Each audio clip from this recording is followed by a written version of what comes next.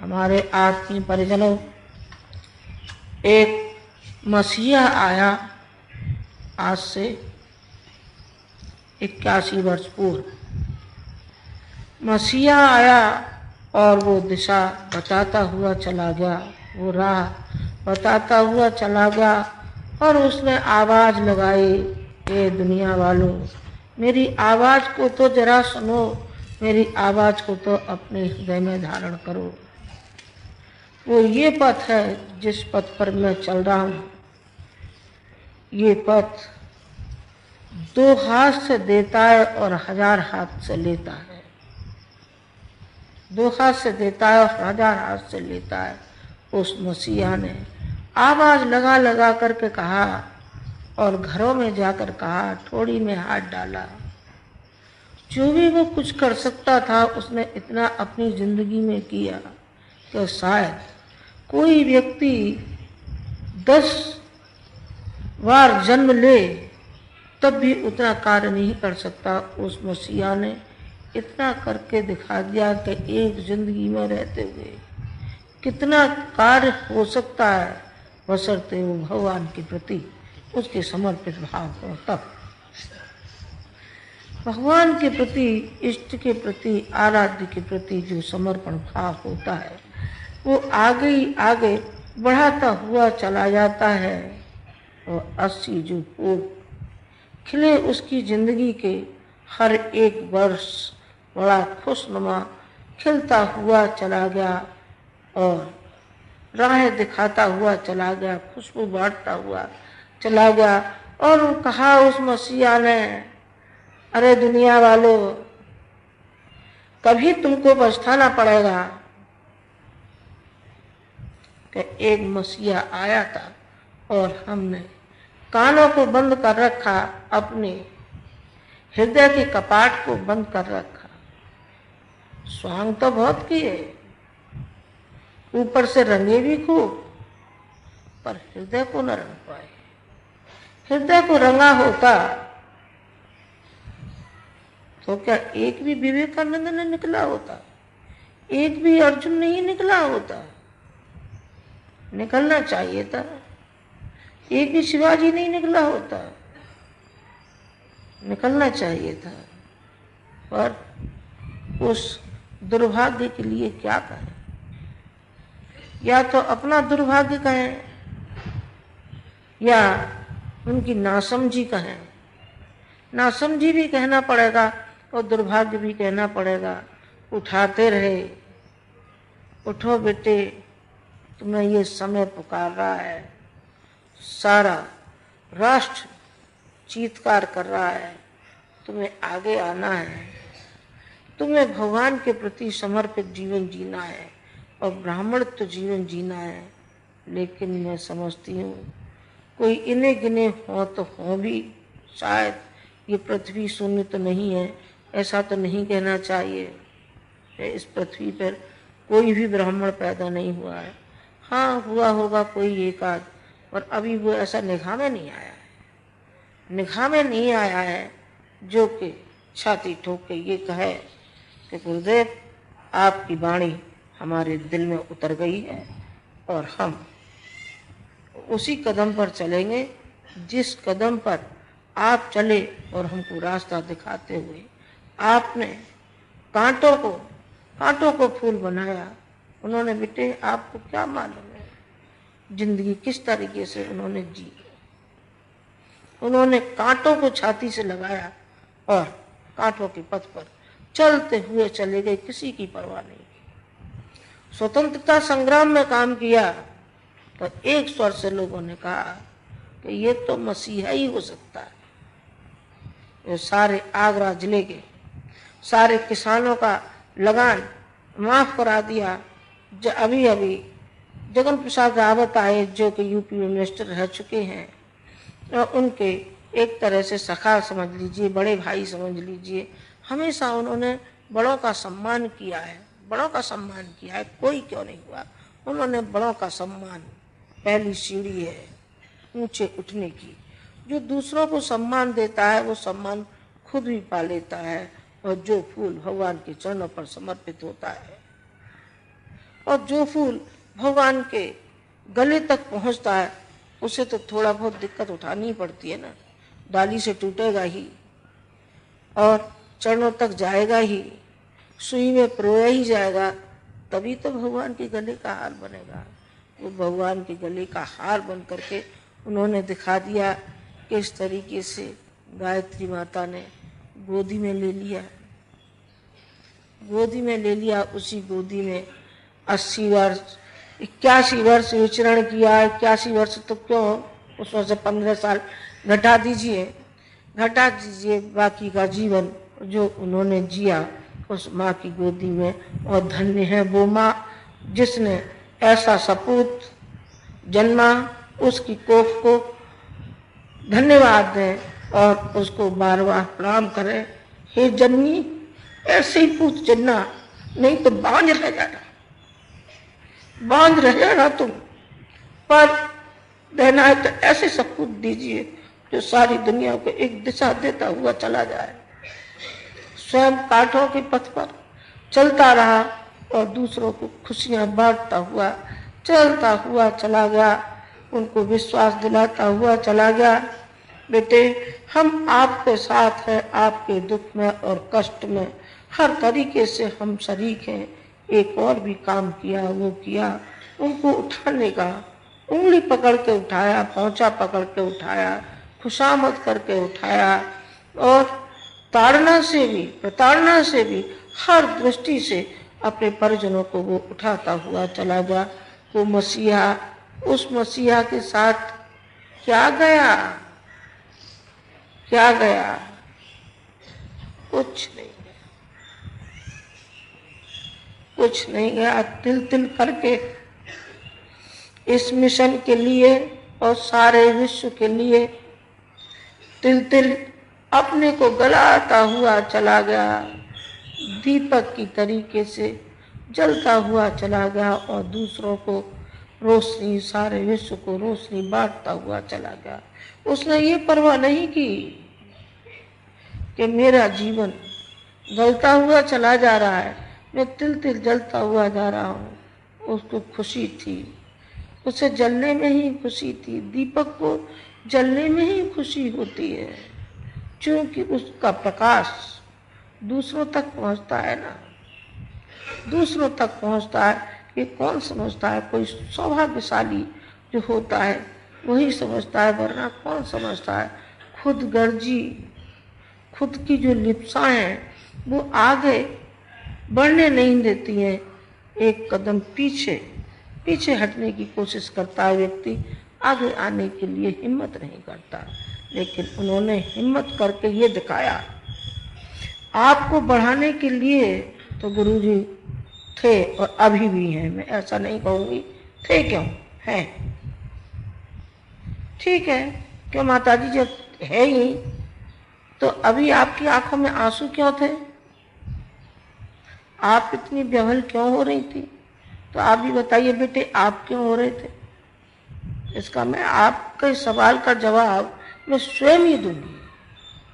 आप तो मुझसे सवाल नहीं कर रहे हैं, लेकिन मैं आपके सवाल का आपको ही जवाब दूंगी।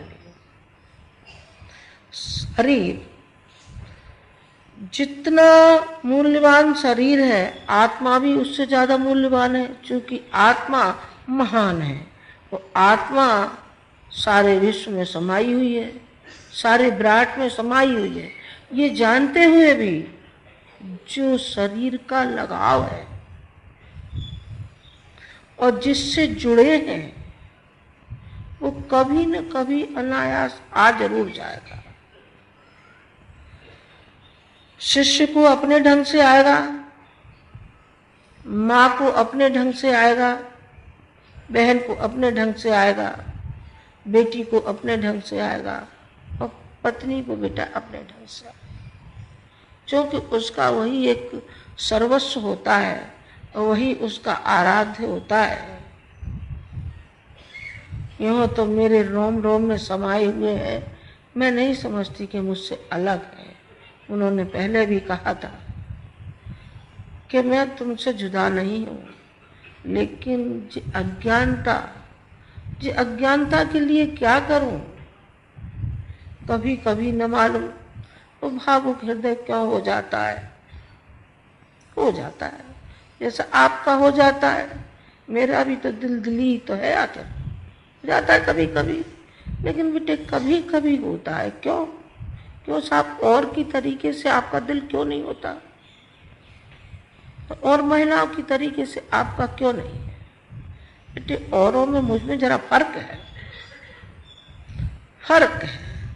वो केवल शरीर के लिए और खुद गर्जी के लिए सारी जिंदगी रोती रही, कलपती रही और मरती रही, मर जाएंगी। लेकिन मेरे अंदर एक संकल्प शक्ति काम कर रही है, ऐसी जबरदस्त संकल्प शक्ति काम कर रही है कि आप सुनेंगे दंग रह जाएंगे। कौन सी वो संकल्प शक्ति है? शक्ति उन्हीं की है जो नाची, जो शरीर है ये तो केवल चलने वाला है, ये तो चलेगा, हाथ पांव इसके चलेंगे, पर प्रेरणा तो उसी आराध्य की है ना, उसी आराध्य की प्रेरणा आती हुई चली जाएगी और ये शरीर उछलता हुआ चला जाएगा। क्यों? इसलिए समर्पण है ना। यदि सच्चा समर्पण है तो हमें उन कार्यों के लिए रोना चाहिए, उन कार्यों के लिए आगे आना चाहिए, उनके प्रति तड़पन होनी चाहिए जो कि कार्य अधूरा छोड़ गए। उन कार्यों को पूरा करते हुए और उसका विश्व विस्तार करना है, ठहराव नहीं। ये नहीं जो काम अधूरा पड़ा था साहब उसे पूरा कर दिया, कोई थोड़ी बहुत पत्रिका थी वो पूरी कर दी, और कोई छोटी मोटी और पुस्तकें थी अधूरी पड़ी थी वो पूरी करके खत्म हो गई। नहीं नहीं, बैठना नहीं है, बैठना नहीं है। तब तक इस शरीर में सांस है और जब तक लहू की एक बूंद है तब तक हम उनके कार्यों के लिए आगे बढ़ते ही जाएंगे। उन कार्यों का थोड़ा सा हवाला दे दूं, क्योंकि बात मुझे और भी आपसे कहनी है। मुझे वो बात कहनी है कि समर्पण से व्यक्ति को कितना साहस और मनोबल मिलता है कि उसके सामने दुनियावी चीजें सब नाचीज हो जाती है। पक्का समर्पण, ढोल के आंसू नहीं। जो सच्चा समर्पण है वो जीवन में रंग लाता है और पीछे की जिंदगी को नहीं देखता। गुरुजी यही कहा करते थे, कोई बात होती थी, नहीं नहीं बस बस सोने का समय, फालतू बात विचार में लाओ ही मत दिमाग में। आगे की बात सोचनी है ना, पीछे की बात तो चलते चलाते भी उनने मुझसे यही कहा था। मुझे खूब याद है वो शब्द। उन्होंने कहा कि तुम माँ का फर्ज निभाना, और जिस तरीके से शारदा मणि ने अपना जीवन व्यतीत किया था जन सेवा के लिए और जन की पीड़ा के और पतन के लिए, हालांकि उनके सामने विवेकानंद उनके सामने ही चले गए थे, लेकिन वो 30 वर्ष उन्होंने लगातार काम किया। तुम ऐसा मत करना, कोई स्वांग ऐसा मत रचना, मुझे मालूम है कि तुम अति भावुक हो, पर ये मत करना। मैंने भावुकता को पीछे धकेल दिया, पीछे धकेल दिया है। मुझे उस आराध्य का कार्य करना है। कार्य करना है तो रोना काहे का है? शरीर का रोना है, कभी आएगा देखा जाएगा, वो भी देखा जाएगा, वो भी आता है, लेकिन शरीर का नहीं।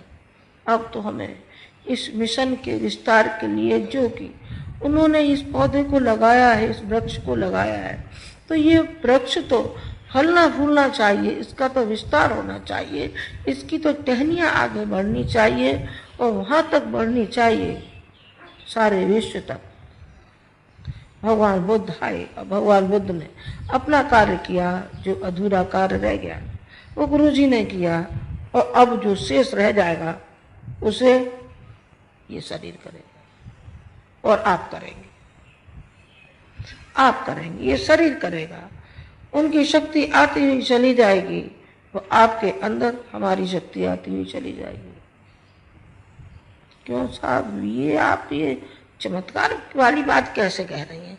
बेटे चमत्कार वाली बात नहीं, यथार्थ है, यथार्थ है। चमत्कार तो उसे कहते हैं, अजी साहब आज तो हमको 3 बजे ये आभास हुआ। अच्छा, और जब हम सोए तो फिर हमसे ऐसा कहा। ये कौन है? ये स्वांग है, ये ढोंग है। ये नहीं, शक्ति एक चेतना होती है, और जब वो चेतना आती है, संकल्प बल की जो चेतना आती है, वो देखते ही बनती है, देखते ही बनती है। दो संकल्प जिस समय मैंने तिलक किया था और विदा किया था उनको, तो 2 संकल्प किए थे। तब से तो मैंने कहा नहीं किसी से, लेकिन अब 2-3 रोज से मैंने उसकी घोषणा करना शुरू किया। वो 2 संकल्प कौन से हैं? पहला संकल्प है उनका कि हम एक श्रद्धांजलि उत्सव मनाएं, और बड़ा जोरदार मनाएंगे, अंतर्राष्ट्रीय समारोह मनाएंगे, छोटा मोटा नहीं मनाएंगे। तो माताजी इतना कैसे कार्य होगा और कब होगा? ये शरद पूर्णिमा को होगा, 4-5 दिन का कार्यक्रम है। तो सन 58 में जब यज्ञ किया गया था तो उसकी पूर्व घोषणा 1 साल पहले हुई थी, और अब केवल 3 महीने हैं। 3 महीने हैं तो ये काम हो जाएगा? अरे बेटे वो कैसे नहीं जाएगा, देखना होता है कि नहीं होता। आप देखते जाओ होता है कि नहीं होता। संकल्प में बड़ी शक्ति होती है, और जिसका कार्य है वो तो अपने आप करा लेगा, अपने आप करा लेगा। जो ईश्वरी इच्छा है और ईश्वरी कार्य के लिए जिसका हौसला होता है वो क्यों कर नहीं होगा? गुरु जी के सारे संकल्प पूरे हुए, कैसे नहीं संकल्प पूरा होगा? कराने वाले वो है, करने वाले हमें, बिल्कुल पूरा होगा। आप देखते जाइए। एक लड़के ने प्रश्न किया मुझसे, पहले अभी तो प्रश्न पीछे बताऊंगी। दूसरा संकल्प है कि गुरु जी को प्राकृतिक दृश्यों के प्रति ज्यादा लगाव थे। फूल पौधे, पहाड़, पक्षी, इनसे बहुत ज्यादा लगाव था उनका। न जिंदगी में उन्होंने सिनेमा देखा, न जिंदगी में मैं समझती कभी टीवी देखा उन्होंने नहीं देखा। केवल समाचार तो 2:10 के जरूर सुनते थे वो। सोचो कि अंतर्राष्ट्रीय जो समस्याएं थी उनके प्रति कैसे हल किया जाए, क्या चिंतन हो सकता है, और क्या हम अपने परिजनों को दिशा धारा हम दें ताकि हमारे राष्ट्रीय कार्य में ये सहयोग दें। इस उद्देश्य से सुनते थे, उसे भी नहीं सुनते थे। उससे बहुत लगाव था उनका, प्राकृतिक दृश्य से। तो मेरा मन आया कि अपने आराध्य का एक ऐसा बढ़िया स्मारक बने। यूं तो सारा शांति कुंजी उनका स्मारक है, लेकिन मेरा मन है कि ऐसा स्मारक बने, दर्शनीय बने कि बस आनंद आ जाए, आनंद आ जाए। तो उस लड़के ने मुझसे कहा कि माताजी ये जो आप बता रही हैं, आखिर ये अर्थ कहां से आएगा और वो होगा कितने का? मैंने उस पर जवाब दिया, बेटे भगवान से जुड़ने पर किसी पर कमी नहीं रही। मीरा भगवान से जुड़ी थी, कोई कमी थी? कबीर भगवान से जुड़े थे, क्या कमी थी बताइए? और भगवान से गांधी जी जुड़ गए, गांधी जी की तो औरत का भी देख लो क्या करोड़ का बना है स्मारक। फिर हमारा नहीं बनेगा? बनेगा जरूर, देखते जाइए बनता है कि नहीं बनता है। ने कहा जो भगवान से जुड़े हुए हैं, ऐसे ही शब्द एक किसी नेता ने गुरुजी से किए थे, तो गुरुजी ने एक ही जवाब दिया। उन्होंने कहा इतना बड़ा मिशन आपका किस प्रकार से चलता है? उन्होंने कहा साहब देखिए, हम भगवान से जुड़े हुए हैं और भगवान से ही हमारी जो कुछ आदान प्रदान है वही है, सारा का सारा कार्य चलता रहता है, कोई कार्य हमारा अधूरा नहीं रहता है। व्यक्तिगत होता है तो संभव है, कोई कल कारखाने चल रहे होते, एक आध कोठी होती, कोई कारवार खड़ी होती, बस इसी में जीवन लीला समाप्त हो गई होती। लेकिन लोक मंगल के लिए जो कदम उठाया और लोक मंगल के लिए जो सारा का सारा उन्होंने अपना समय, अपनी कलम की उपासना, हाँ जितनी उपासना गायत्री माता की होगी उससे कम उन्होंने अपनी कलम की उपासना नहीं की, उससे कम अपने समय की नहीं की, उससे कम समाज की उपासना नहीं की, जिसको कि हम मानव के रूप में भगवान मानते हैं। यदि नर के रूप में नारायण आ जाए तो फिर क्यों कर पत्थर पूजने जाए? पूजने इसलिए जाते हैं कि हमारे अंदर वो दीनता, हीनता कि सब कुछ ये दे सकता है, वो सब जगह पल्ला पसारता है। गुरु जी के पास जाएगा तो आशीर्वाद दो। मैं तो हैरत में रह गई, इन परिस्थितियों में भी मुंह से ये निकला कि हमारे बेटी और बेटा नहीं है। मैंने कहा भगवान तेरी लीला अपार है। ये तो इनको शोकाकुल कहें कि मखौल कहें, क्या कहें, ये विचार नहीं है। तो मैंने उस बच्चे से ये कहा, मैंने कहा बेटा देख, गुरुजी सैकड़ों की गिनती नहीं गिनते थे, 1000 की गिनती नहीं गिनते थे, वो लाख और करोड़ की गिनती गिनते चले आए। परिजन है वो भी हमारी लाखों की संख्या में, और मैं समझती हूँ वो करोड़ की संख्या पर जा पहुंचे। जो हमारे बालक हैं, जिनको हम अपना दायां बायां हाथ समझते हैं, वे कौन है? ये करोड़ की गिनती में जा पहुंचे। फिर मन की माता जी गिनेगी लाखों की, माता जी भी करोड़ की गिनती गिनेगी। तो फिर कहाँ से आएगा? कहीं से भी आएगा, पर आएगा। जिस भगवान ने जो चेतना भेजी है वो चेतना निरर्थक नहीं जा सकती, वो आएगी। और देखते ही देखते आप देखेंगे कि संभव है अगले वर्ष तक 91 में और पूरा वो हो जाए स्मारक। मेरी ऐसी उम्मीद है, चाहे तो मेरी नादानी हो सकता है कि मेरी नादानी हो, पर मैं क्या करूं? इस नादान दिल ने तो अब जो ठान लिया है सो ठान लिया है। अब तो उस ओर ही कदम चलेंगे। और ये शपथ लिए है कि जो कार्य अधूरे उनको पूरा करना, उनको विस्तार देना। और उन्होंने एक बात और मुझसे कही थी, ये कहा था कि अपने परिजनों को, अपने बच्चों को इस तरीके से छाती से लगाए रखना ताकि पिता का रिक्त स्थान इनको खले नहीं। मैंने उनसे वायदा किया है, नहीं ऐसा नहीं हो सकता, ऐसा नहीं होने दूंगी। इनको अपनी छाती से लगाए रखूंगी, जिस तरीके से एक मुर्गी अपने अंडे को लगाए रखती है, इसी तरीके से लगाए रखूंगी। चाहे मेरा तो जो कुछ होगा सो मेरा होता रहेगा, पर इनके लिए तो मैं जो कुछ भी कर सकती होंगी जरूर करूंगी। इनको हिम्मत दिलाऊंगी, इनको प्रेरणा दूंगी, इनकी ठोड़ी में हाथ डालूंगी, इनको धमकाऊंगी भी, क्योंकि मेरा अधिकार है, मेरा अधिकार है।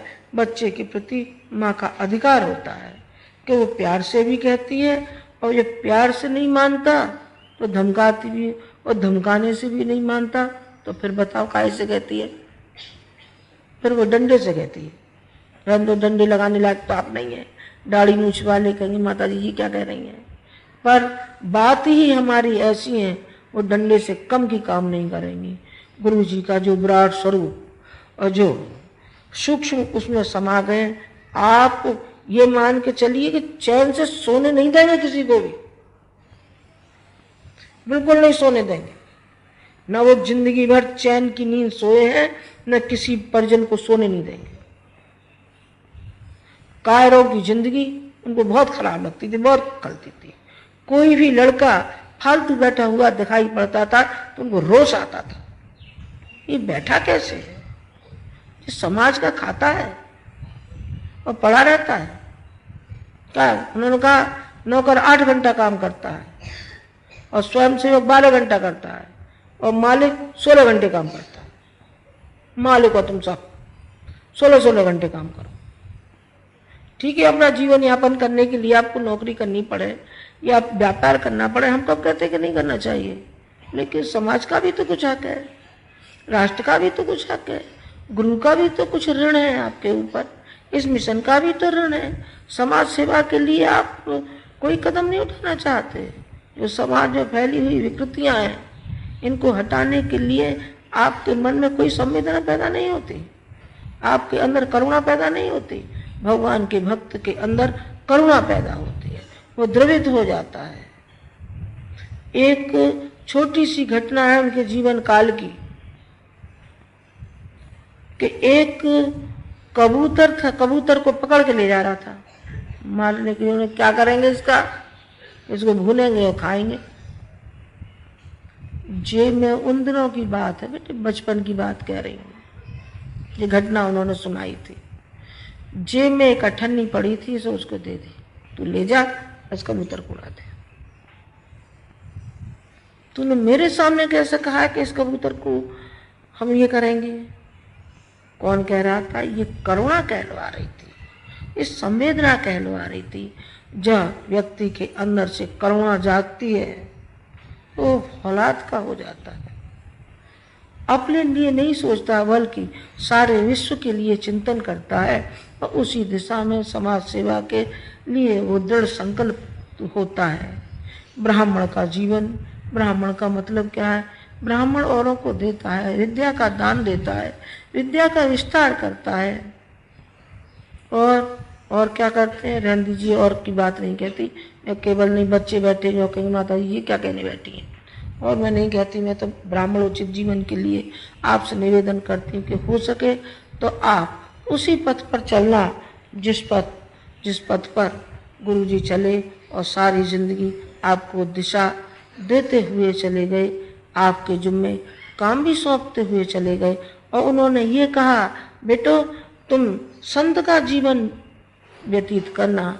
संत अपने लिए नहीं सोचता, संत दूसरों के दुख में द्रवित होता है और अपने ऊपर कोई कष्ट आता है तो उसे हंसते हुए झेलता है।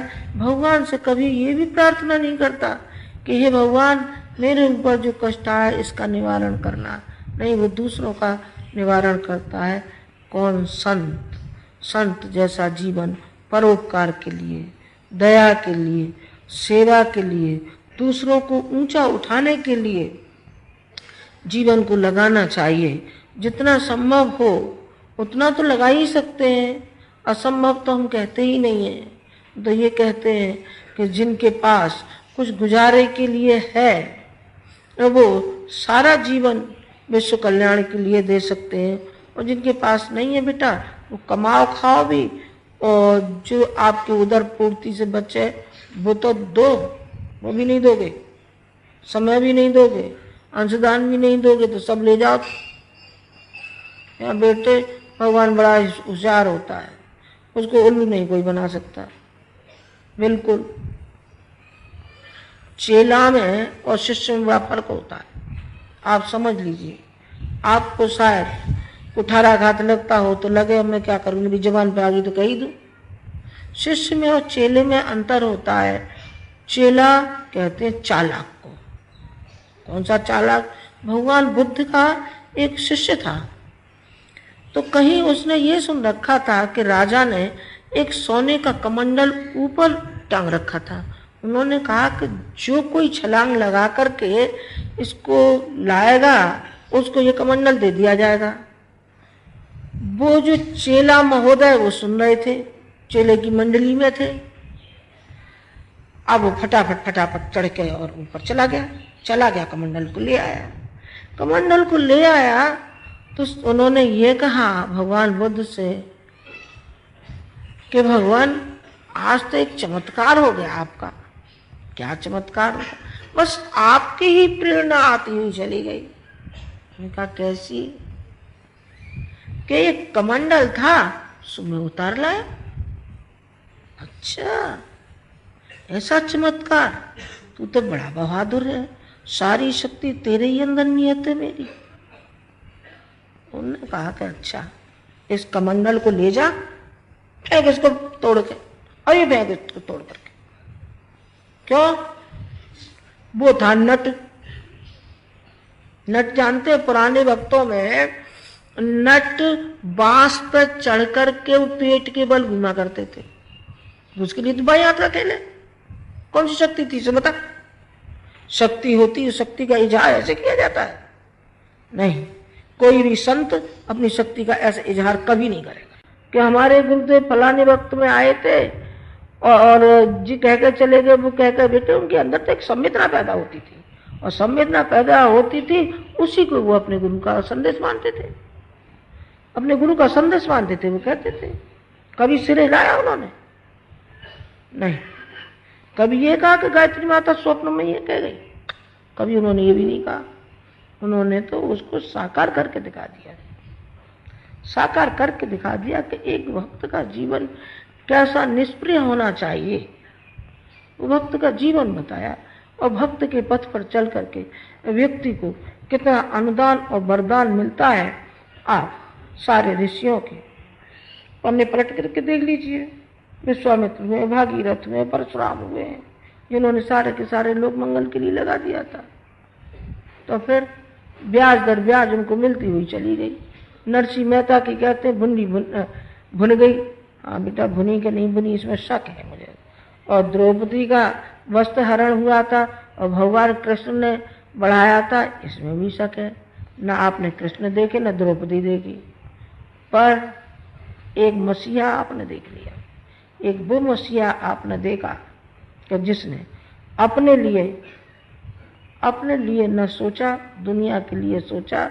उसके लिए कोई कमी नहीं, कोई कमी नहीं हुई। बच्चे 2 नहीं, 4 नहीं, असंख्य बच्चे हो जो हर आवाज पर ये कहता है कि हम नौकरी छोड़ करके आते हैं। कौन कहता है? वो कहता है, शिष्य कहता है। और चेला क्या कहता है? चेला तो लाओ गुरु जी, जो हो सो दे जाओ। वो तो उनका बस नहीं चले, नहीं गुरु जी खाली खींच ले जाओ। एक सुनाया करते थे एक मौलवी का, कि एक मौलवी थे तो प्रख्यात हो गए थे। तो उन्होंने कहा इन्हें बड़ी करामात है, तो क्या करना चाहिए? उन्होंने कहा कि मौलवी का एक बाल भी मिल जाए तो हम धन्य हो जाएं। अब वो बात फैलती गई। बेचारा गांव में अपनी जिंदगी काटने के लिए आया था, सेवा करने के लिए आया था कि ऊंचा उठाएंगे लोगों को, पर लोग तो लोग ही हैं, जो है सो ही है। अब उन्होंने दाढ़ी के बाल नोचना शुरू किए। एक जो कोई भक्त आवे वो ये दाढ़ी का बाल नोच ले जाए, जो आवे सोई दाढ़ी का बाल नोच के ले जाए। उन्होंने कहा जी अच्छी मुसीबत आई। आधी दाढ़ी तो नोच गई, और जब रात हुई तो वो खिसक दी। उन्होंने कहा कि जी आधी जो रह गई है कल तक जेबी साफ हो जाएगी। भक्त है ना, ये भक्त हैं, ये तो ले जाएंगे, क्योंकि चमत्कार चाहिए ना इन्हें। ये नहीं चाहिए कि जी क्या सेवा सहायता कर रहे हैं, हमको भी इसमें योगदान देना चाहिए। उन्हें सब चमत्कार चाहिए। मुझे आपसे निवेदन ये करना था कि आज का दिन ये संकल्प का दिन है, जिसमें साहस हो वो संकल्प ले कि हमको गुरु जी के कार्यों में योगदान देना है, हमें उनका भार उठाना है। कौन सा भार उठाएंगे? तो माता जी क्या उठाएं? आपके लिए भोजन लाए, एक कपड़ा लाए, आपके पास वस्त्र है कि नहीं है? नहीं बेटे, मुझे आपके वस्त्रों की कोई आवश्यकता नहीं है। आ जाते हैं मेरे तो वस्त्र, इतने आ जाते हैं कि साल भर में पहन लूं और भी बांट दूं। मेरी जो समझ में नहीं आती है साड़ियाँ, सो लड़के को धमका देती, क्या देती है, बांट देती। आ जाती, बिल्कुल आ जाते हैं। खाने बेटे कोई नहीं, एक टाइम खाते, कितना खाते, उसकी भी कोई आवश्यकता नहीं है। जो भी आवश्यकता है वो हमें मिशन की आवश्यकता है। इस पौधे को अब बराबर आपको सींचना है, इसका विस्तार करना है और इसको इतना फैला देना है, इतना फैला देना है कि सारे विश्व में बस गायत्री माता फैलती हुई नजर आए, और वो नजर आए जिसको कि समर्पण कहते हैं। आराध्य का विस्तार, आराध्य को अपने दिल तक ही सीमित नहीं रखना चाहिए, उसको जरा फैलाते भी रहना चाहिए, क्योंकि वो सारे विश्व का है। वो साधक ही क्या, वो साधिका ही क्या, वो पुजारिनी ही क्या, वो पुजारी भी क्या, तो केवल सीमाबद्ध अपने भगवान को रखता है। नहीं, उस भगवान का विस्तार होने दीजिए, उसी में आपका कल्याण है और आपको भरपूर आशीर्वाद मिलता रहेगा। और संकीर्ण मन रखेंगे तो बेटे आप पछताएंगे भी, पछताएंगे। गीत है कि जिसमें यही है कि हाथ मलते रह जाओगे, हाथ मलते रह जाओगे यदि आपने संकीर्णता बरती। तो मुझे एक तो छोटा सा एक गीत मुझे कुछ याद आ गया है, मुझे अच्छा लगता है, इसलिए मैंने सोचा कि मैं अपने बच्चों को सुनाई दूं जरा उसे।